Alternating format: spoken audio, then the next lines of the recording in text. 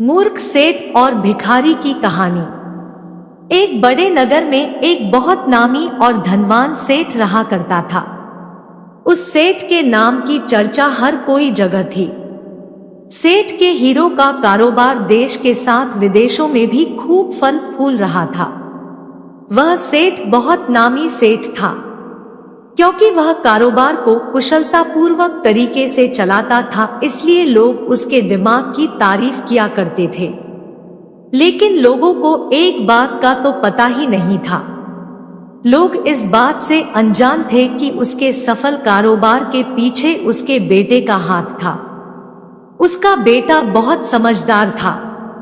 उसके सारे कारोबार उसका बेटा चला रहा था। असल में वह सेठ मूर्ख था। वह इतना बेवकूफ था कि उसको हीरो की असली परख ही नहीं थी। पर फिर भी वह सेठ अपने आप को बहुत ज्ञानी मानता था।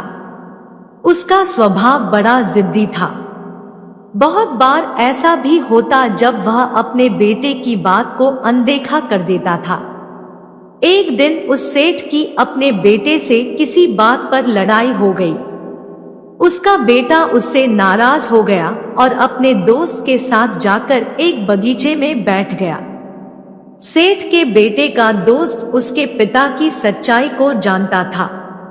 उसने सेठ के बेटे से उसकी उदासी का कारण पूछा तो उसने सारी बात अपने दोस्त को बता दी।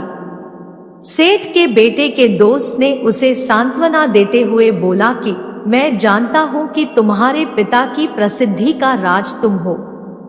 तुम्हारे पिता को सच झूठ के बीच का फर्क समझ में ही नहीं आता। आज तुम्हारे बिना वह कुछ भी नहीं है। उन दोनों दोस्तों की बातें पास ही बैठा एक भिखारी सुन रहा था। उसने सेठ के बेटे की बातों को भांप लिया।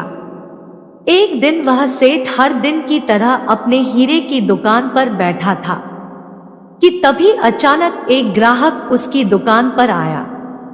सेठ ने पूछा कि आइए बैठिए, बताइए आपको क्या दिखाऊं? उस आदमी ने कहा, सेठ जी, मैं यहाँ जेवरात देखने नहीं आया हूँ। मैं तो यहाँ कुछ लेन देन के बदले में आया हूँ। तभी उस आदमी ने एक पोटली खोली और कहने लगा, सेठ जी, मैं अपने परदादा के समय के यह कीमती हीरे लाया हूँ।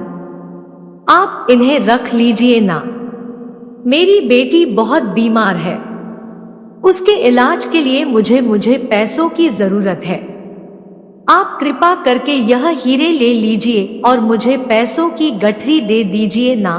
जैसे ही सेठ ने जगमगाते हीरे देखे वह उन पर मोहित हो गया। वह वजन में भारी भी थे। सेठ को वह हीरे बहुत कीमती लगे। उसने उस आदमी को पैसों की गठरी पकड़ा दी और हीरे अपने पास रख लिए। पैसे लेते ही वह आदमी वहां से चला गया। कुछ समय पश्चात जब सेठ का बेटा दुकान पर आया तो उसे भी हीरो की कहानी पता चली। जब सेठ के बेटे ने वह हीरे हाथ में लेकर देखे तो उसने अपना सिर पीट लिया।